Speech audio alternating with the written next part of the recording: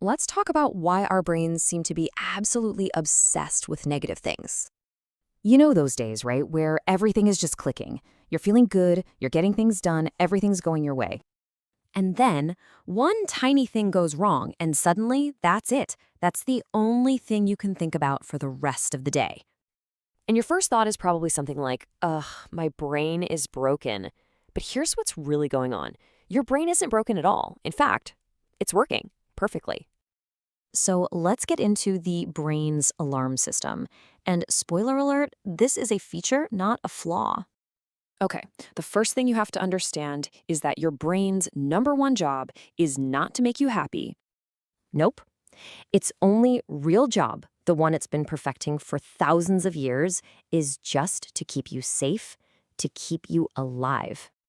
This all comes down to something called the negativity bias. It's basically a fancy way of saying your brain is like Velcro for bad experiences and Teflon for good ones. It works like this. Your brain is constantly scanning for threats. When it finds one, it magnifies it, making it seem like a huge deal. And at the exact same time, it minimizes all the positive stuff because, a nice compliment isn't a physical threat. All right, let's look at why criticism sticks, because this is an example we can all relate to. Picture this. You just turned in a big project. You get 10 different compliments from your team. Great job. This is amazing. Really well done. But there's also one tiny piece of criticism, just a small suggestion. So later that night, when you're trying to fall asleep, which one is playing on a loop in your head? Yeah, we all know the answer to that. And there's a reason for that. The emotional punch of that one negative comment is just massive compared to all the praise. It's not even a fair fight.